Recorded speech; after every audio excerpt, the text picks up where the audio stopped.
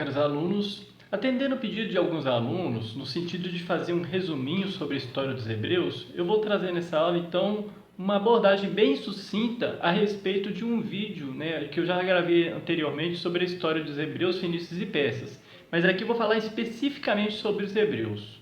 Em primeiro lugar, como que a gente conhece a história dos Hebreus? Quais são as fontes históricas para o conhecimento dos Hebreus?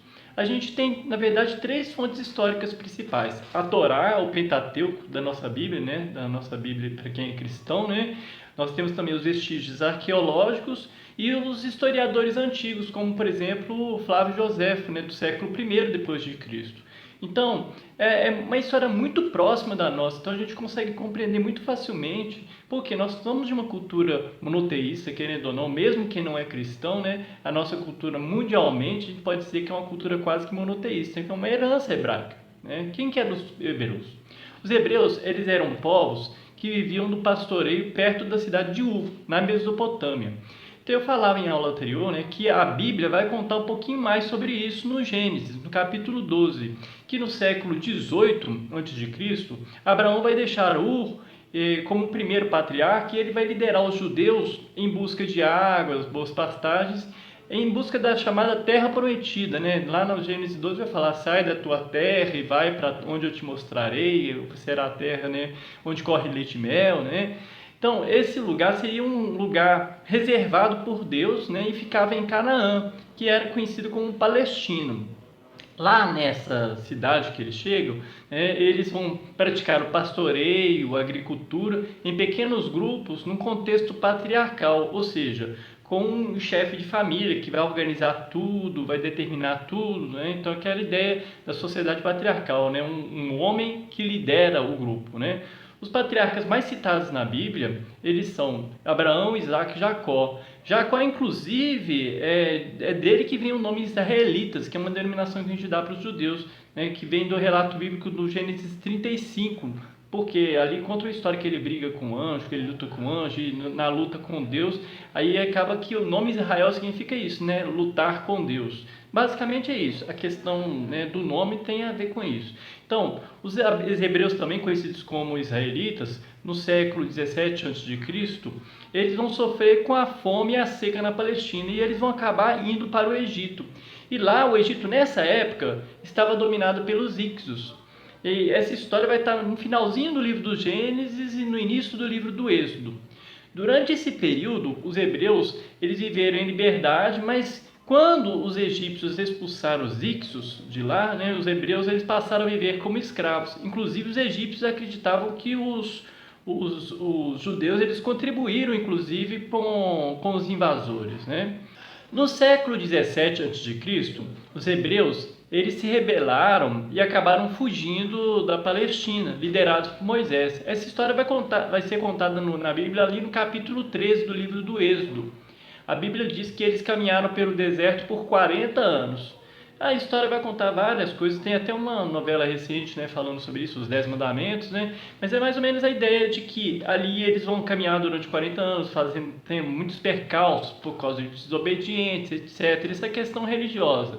Mas na questão histórica mesmo, a gente sabe, por exemplo, que essa liderança de Moisés é evidente, No Êxodo 20, inclusive, tem uma certa regulamentação, das leis através dos 10 mandamentos. E no livro de Josué da Bíblia, a gente vai ter o relato de quando eles chegam à Palestina e eles vão encontrar a Palestina ocupada. Então, o que vai acontecer? Eles vão ter que lutar com os povos que estavam ali para reconquistar a Palestina. E aí eles vão escolher chefes militares, políticos e religiosos, que eles vão chamar de juízes, que esses que vão comandar o povo de Israel. Os juízes que vão se destacar vão ser Josué, que vai ser aquele que vem depois de Moisés, vai ser o sucessor de Moisés, Sansão e Samuel. Inclusive, como eu disse, é no livro de Josué que você vai ter ali a entrada do povo de Israel na Palestina. Depois de um tempo, os hebreus, então, eles vão, depois que eles conseguem reconquistar a Palestina, eles para poder diminuir um pouco as divisões internas, eles vão querer então nomear um rei para governar. E no livro de Samuel vai contar que ele vai ungir Saul, estabelecendo uma monarquia hebraica. Esse fato né, vai mostrar o seguinte, que é a necessidade que eles precisavam de um líder mesmo político e religioso ali, né? Então Saul é mais ou menos esse líder político e religioso. E Saul, ele vai ser o responsável por completar a conquista da Palestina e transformar a cidade de Jerusalém em capital do reino. Então, exatamente, a ideia de que você tem que ter um líder religioso e político para poder organizar, botar uma ordem na bagunça, mais ou menos isso, né? Só que na Bíblia não é colocado com um momento muito positivo, não, né? Samuel fica querendo induzir o povo ali a não querer um rei, a não ter um rei e assim por diante, mas acaba que eles decidem por ter um rei. Depois a gente vai ter Davi, e depois nós vamos ter também o filho de Davi, Salomão. No reinado de Salomão, a Palestina vai prosperar muito, porque ele vai fortalecer o exército, ampliar o comércio com a África, a Arábia, vai ordenar a construção de grandiosas obras, inclusive o Templo de Jerusalém, que é conhecido inclusive como o Templo de Salomão, né? Diz a Bíblia que Salomão, inclusive, era o rei mais sábio de Israel.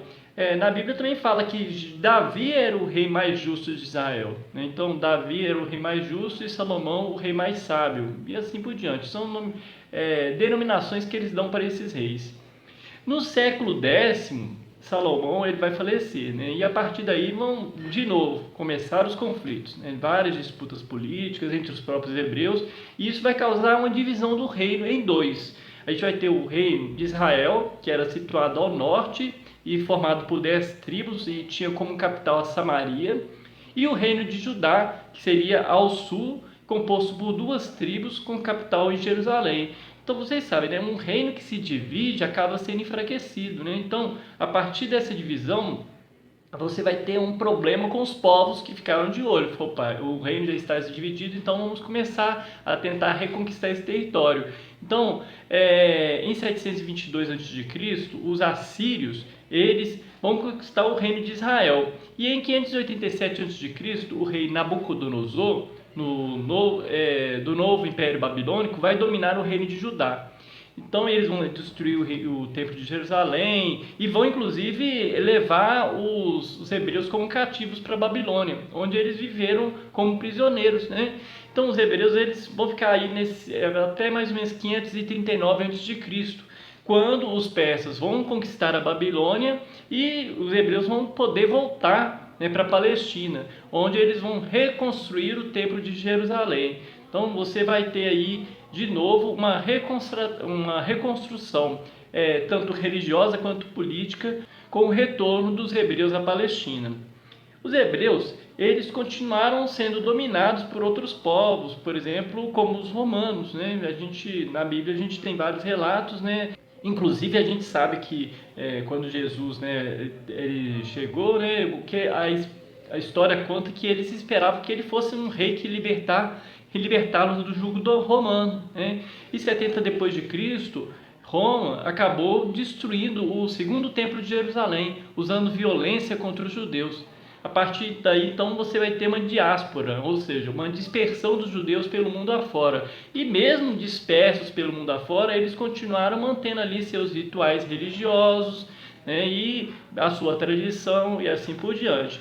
E é interessante porque a nossa história, ela acaba sendo totalmente influenciada exatamente por essa questão, né? Principalmente a nossa cultura judaico-cristã, né? Então a gente é muito influenciado por eles.